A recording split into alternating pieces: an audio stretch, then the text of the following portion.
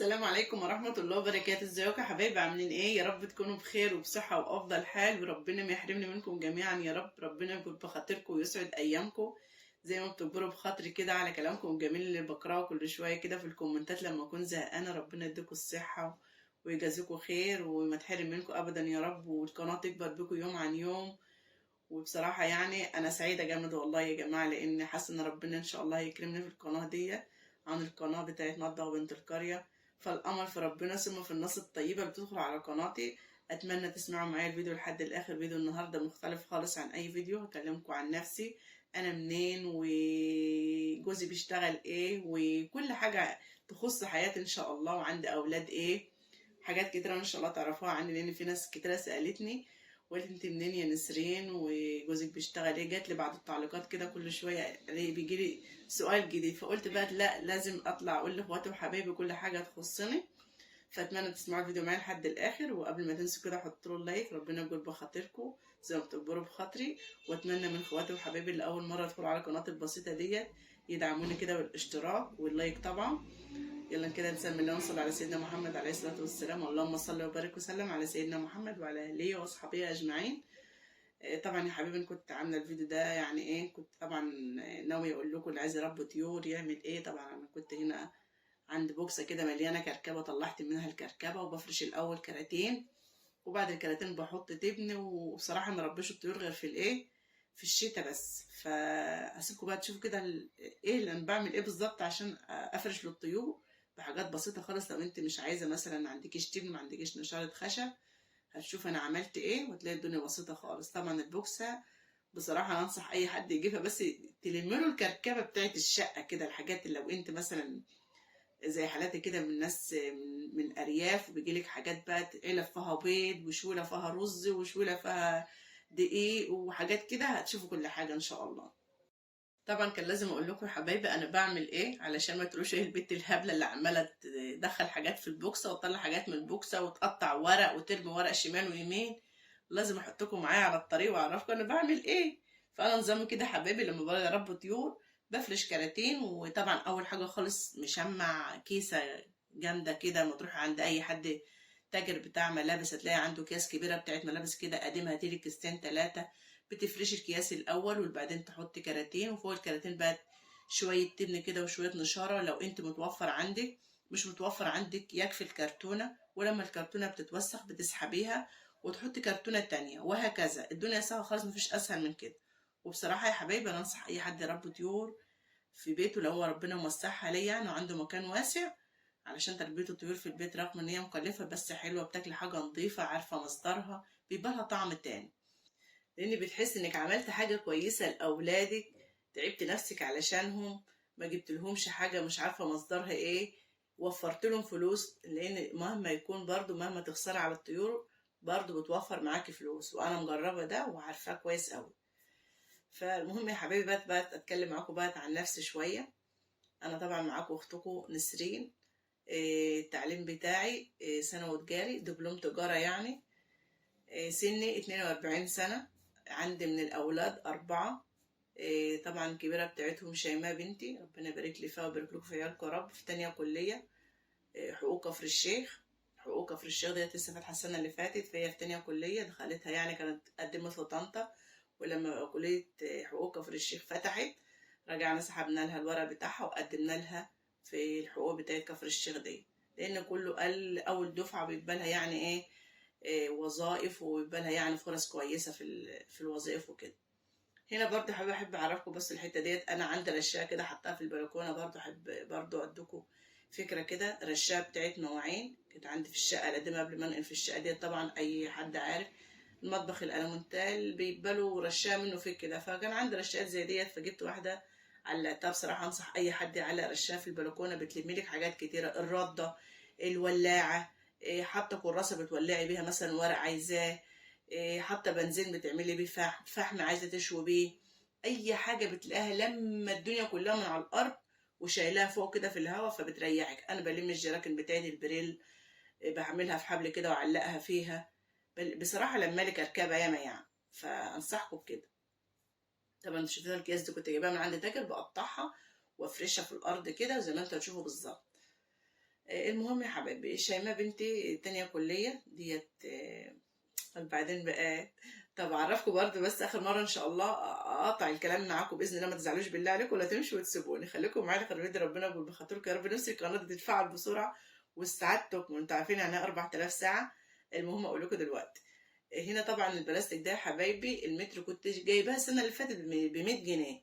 شوفوا بقى السنه ده اكيد اضربوا على طول في 2 200 جنيه ولا حاجه. فالبلاستيك ده بتروح اي بتاع فراخ مستلزمات طيور، اللي هو بيبيع الفراخ البيضة والطيور الصغيرة والحاجات دي، بتقولوا له عليها. في طبعا ارتفاع اكتر من كده 20 سم، انا جايبه ارتفاع 10 سم، 10 سم بس. فبتفرشي تحته كيسه وتحط بقى الفرشه البلاستيك دي وتقطعها زي ما انت عايزه على قد المكان اللي انت عايزاه. يعني الاربعه دولت ب 100 جنيه، الاربعه دولت متر. هي ممتازه قوي للطيور الكبيره، اما الطيور الصغيره ما انصحش بقى بصراحه يعني. بس انا اضطريت ان انا احط عليها البط البلد الصغير دلوقتي هتشوفوه، عشان ما كانش عندي مكان. وكنت جايبه هنا برضو فراخ بيضه، الكتكوت ب 15 جنيه، كنت جايباها قالت لي من عند الست فرنسا، انا كنت منزله لكم الفيديو اللي قبل كده على طول. قالت لي الكتكوت ب 15 جنيه وعندهم حوالي 10 ايام. بس انا ما انصحش اي حد يجيب كتاكيت بيضه كبيره يا جماعه، جيب الكتكوت الصغير افضل بكتير من الكتكوت الكبير، لان بصراحه هم بهدلوني. وهبقى انزل لكم فيديو بعد كده ان شاء الله ايه اللي حصل لهم بالظبط. فما انصحش اي حد يجيب كتكوت كبير يا جماعه، لازم تجيبوا كتكوت صغير. وكنت جايبه شمورتي كبير وشمورته صغير، ان شاء الله بعمل لكم بعد كده جوله ببلكونتي كده عن طيوره كلها دلوقتي، لانها ما شاء الله كبرت دلوقتي. يعني البط البلد الصغنون ده كنت جايبه البطه ب 15 جنيه، تشوفوها دلوقتي مختلفه خالص. الفيديو الجاي ان شاء الله هتشوفوا كل حاجه، واقول لكم ايه اللي استحمل معايا وايه اللي مات منه، وانصحكم تجيبوا ايه وما تجيبوش ايه. بس عشان ما اطولش الفيديو عليكم، الفيديو ده كان طويل اه والله، كان ساعه وشويه، بس انا قصرت على قد ما اقدر. اللهم صل وبارك وسلم على سيدنا محمد وعلى اله واصحابه اجمعين. صلوا عليه يشفع فينا، واذكروا الله في قلوبكم، الا بذكر الله تطمئن القلوب. طبعا حبايبي اللي مش عارف، انا عندي حوض في البلكونه، انا فعني جامد قوي، بعمل منه كل حاجه. وانا قعدت برضه 16 سنه مش عارفه اربي طيور، وكان نفسي اربي طيور لان بعشق تربيه الطيور، لانه كده لحد دلوقتي عندها فوق 70 سنه وبتحب تربي الطيور. تقوم كده تمشي غصب عنها وتربي اي حاجه بقى. ساعات تربي شويه ويموتوا منها، ترجع تجيب تاني وتقول والله ما عدت جايبه، ترجع تاني هصوم 3 ايام وتروح تجيب تاني، وهكذا. انتوا عارفين طبعا الستات الكبيره دي لما بتحب تربي الطيور من صغرها بيفضلوا يربوا الطيور لحد اخر لحظه في عمرهم، طول ما ربنا مديلهم الصحه وبيقدروا يمشوا ويفضلوا يعملوا كده لحد ما يموتوا.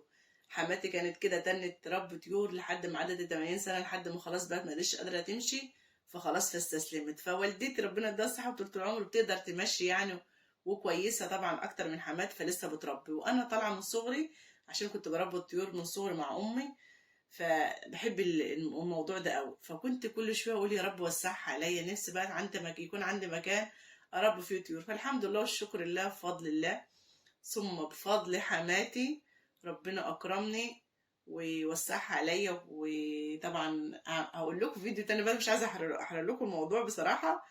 اقول لكم الشقه اللي احنا فيها ديت جات لنا ازاي، احنا ما خسرناش فيها جنيه يا جماعه. بس فيديو قادم بقى ان شاء الله، عشان ايه ما اطولش عليكم. طبعا هنا كنت بقى عماله بقى اعمل واظبط واقول يا رب خلصنا بسرعه قبل الريتاج ما تيجي من المدرسه.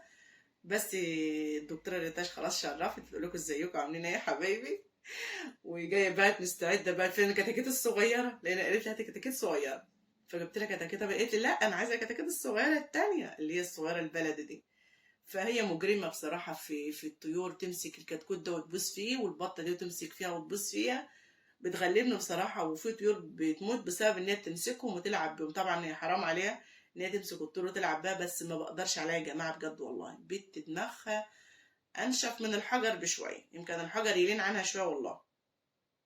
فطبعا انا كنت بلعبها هنا وبعمل لها كده، اقول لها خليه ياكلك ابعد عنه، فزعلت. فحبيت ردبر ان الريتاج ما شاء الله رغم ان هي تعباني بس روح قلبي نور عيوني، ربنا يبارك لي فيها ويبارك لكم في عيالكم ويبارك لي في عيالي كلك يعني. بس طبعا الصغير ده بيبقى له معزه شويه رغم ان هو متعب.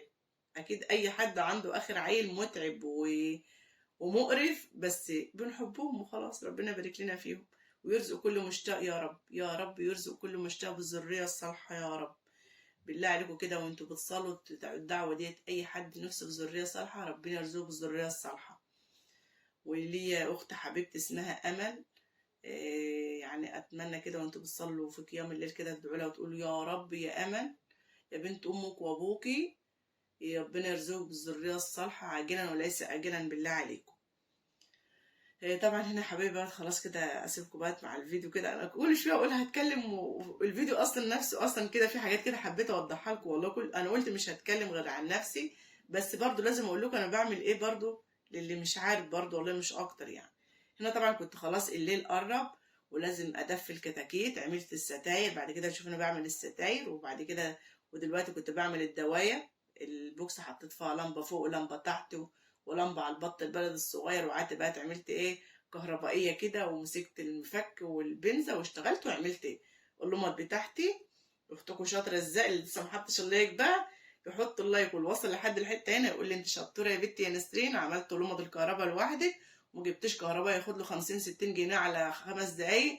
بصراحه انا بستغرب ان حد يقول هات الكهرباء يعمل دوايه او هات الكهرباء يعمل لمبه. افصلي الكهرباء واشتغلي وقول يا رب ربنا الحافظ وهو المعين. فالمهم يا حبايبي اسيبكم بقى في الفيديو بقى خلاص بقى ما عادش فيه غير ان انا اعمل الدوايه واعمل الستاير واعمل البلكونه واقفلها واظبط كل حاجه. طبعا قلت لكم احمد شيماء بنت الكبيره في تانية حقوق كفر الشيخ، ده ربنا يحقق لها حلمها يا رب، ويحقق لكم حلمكم كلكم في اولادكم يا رب، ويكبر خاطركم فيهم يا رب ويهديهم لكم، اهم حاجه ربنا يهديلكم عيالكم. وعندي احمد في ثالثه ثانوي، ادعوا له بالله عليكم ربنا يعدي السنه دي على خير وربنا يبارك لي فيه ويجعل الشويه منه ياما يا رب، ويرزقكم برزق عيالكم يا رب، ويرزقني برزق عيالي برضه يا رب. وعندي حبيبه ثالثه ابتدائي، وعندي الدكتوره ريتاج اللي مغلباني ديت اولى ابتدائي. طبعا هي كانت لبست الطرحه وجات لي، انها اصلا اول ما جت المدرسه كانت مسرحه وحلوه، واحنا وقفنا شغل ورحنا اتغدينا وغيرنا هدومنا مطرح التبن والحاجات دي، وجينا طبعا شعرها كان مفحكش طبعا فلبست الطرحه. انا دلوقتي اشد الطرحه من ولا انت كده عسل اصلا، هي عسل في اي حاجه اصلا. هي في نظري كده بيقولوا القرد في عينهم غزال. انا شايفه الريتاج ديت يعني ربنا يبارك فيها وخلاص. المهم يا حبايبي كده خلصت عيالي ما شاء الله، ربنا يبارك لي فيهم بالله عليكم، وادعوا له دعوه تحت كده ربنا يبارك لي في عيالك يا ام شيماء ويرزقك برزقهم ويهديهم لك يا رب ويصبرك عليهم. بالله عليكم ادعوا له الدعوه دي في الكومنتات. ابو شيماء طبعا شغال في كليه امين مكتبه مع ليسانس اداب اصلا، امين مكتبه في كليه دراسات اسلاميه. لان انا اصلا يا حبايبي برضو احب اقول لكم انا عايشه في تسوق، واصلا اساسي من سيدي سالم، من قريه تبع سيدي سالم محافظه كفر الشيخ. اللي مش عارف القريه اللي انت عايشه فيها يا ام شيماء، مش عايزه اقول لكم المره دي واقول لكم اسبابي فيما بعد. انا مش عايزه اقول القريه ليه، لان قريتي معروفه على مستوى محافظه كفر الشيخ كلها، يعني لو قلتها دلوقتي كله هيعرف انا منين بالظبط. فانا مش عايزه اقول قريتي دلوقتي ليه، لان فيه سر في حياتي هقول لكم عليه بعدين واخد رايكم فيه، ولما اخد رايكم وتقولوا لي اعمل ايه في الحاله ديت هقول لكم انا من انهي قريه بالظبط. كده طبعا اكيد عرفت عنه كل حاجه. انا طبعا يا حبايبي ست بسيطه خالص، حبيت اساعد ابو شيماء في ظروف الحياه الصعبه دي. فتحت قناه قبل كده كنت مسمياها اللي مش عارفها برضو يوميات نسرين عرفات، لان انا اصلا اسم ابويا عرفات. فنسيت اقول لكم انا عندي اخواتي اقول لكم دلوقتي. فبنتي مسحت القناه لقيتني تعبت عليها كتير وسهرت عليها كتير ومفيش جديد، ولقيت بقى في تريقه كتير على القناه ديت، لان اهلي قريتي محدش فتح قناه خالص فكله كان عارف بيها. انا عرفت الناس كلها ما كنتش مخبيه يعني. فبدأ التريقة وهتبقي تطلعي تلفزيون امتى، ودي يقول لك كلمة ودي يقول لك كلمة. فشيماء بنت من نوع ايه الحمق شوية، فسمعت الكلام وصل لها ابوها جه من البلد قاله، فقامت رايحة ايه حاسفة القناة. فقعدت شوية وحاولت اعمل حاجة تانية برضه اساعد بقى ابو شيماء، حاولت برضه اتعلم الخياطة بجد والله يا حبايبي، فربنا ما اردش باللي انا اتعلم الخياطه. هقول لكم اللي حصل لي اول يوم رحت اتعلم فيه الخياطه، حصل له مصيبه، معنى كلمه مصيبه كنت هموت والله، يعني كنت مت اصلا. بس اقول لكم فيما بعد ان شاء الله الفيديوهات الجايه فيها مفاجآت حلوه قوي انتظروها باذن الله. انا ما اتعلمتش خياطه ليه ووصلت لحد فين دلوقتي في الخياطه. وبعدين اما حذفت القناه رجعت تاني فتحت قناة نضف بنت القرية اللي واقف عنها الإعلانات. هسيب لكم اللينك بتاعها برضو. واقف عنها الإعلانات دلوقتي بقى من 3 شهور. فحاولت ارجعها، وفي ناس قالت لي اللي يقول لي بعتي لي 100 واللي يقول لي بعتي لي 200 وارجع لك الاعلانات. مفيش اعلانات بترجع يا جماعه. طبعا مفيش اعلانات يعني مفيش ارباح. يعني انا دلوقتي كل شهر كده بيدخل لي مثلا نهار ما اطلع وانزل قوي 65 سنت، 70 سنت. بقالي دلوقتي 3 4 شهور على الحال ده. وهبقى انزلكم فيما بعد صوره بالشهور كده كلها، تسجيل شاشه انا بيدخل لي قد ايه في ارباح بنت القرن. فكان لازم اعمل ايه؟ افتح قناه تانية. ففي اخواتي وحبايبي فتحوا يعني شاروا عليا يقولوا افتحي قناه تانية يا نسرين وربنا يكرمك. ففتحت قناه بيت نسرين ديت. اتمنى تعجبكم يا حبايبي وتنال رضاكم، واكون ضيفه خفيفه على قلوبكم، واكون بقدم لكم حاجه تستفادوا منها. طبعا بشكر من قلب اي حد وصل معايا لحد الحته ديت وبيسمع الفيديوهات لحد الاخر. وقفوا جنبي كده يا حبايبي عشان قناه تفعل بس ربنا بخاطركم يا رب. المهم بقى يا حبايبي، اقول لكم بقى احنا كام واحد وكام واحده. احنا كنا 8، 5 صبيان و3 بنات. اول ما خلفت ربنا كرمها بتوأم ولدين. واحد منهم مات، هو رايح الاعدادي. فضل طبعا ايه، مع 7 اللي هو 4 صبيان و3 بنات. فاخويا الكبير مدرس تربية فنية في سلطنة عمان. هو طلع إعارة بقاله دلوقتي 20 سنة. كان هو طالع إعارة، كان الشيماء بنتي ديت عندها 4 شهور. فما شاء الله ربنا يحفظه ويوسعها عليكم كلكم يا رب. بس طبعا عياله مش معاه، عياله قاعدين في البلد عادي خالص. خدوا معاه كام سنة كده ورجعوا جم قعدوا هنا عشان تعليمهم وكده. بعد كده أختي الكبيرة مش متعلمة. بعد كده أخويا اللي بعد أختي بقى. طبعا أجيب لكم بالتسلسل كده. انا طبعا كنت غاسله الانتريه وبقول لكم انا قفلت على الطيور كل حاجه اهي، ما عادش بيدخل لهم اي هوا خالص.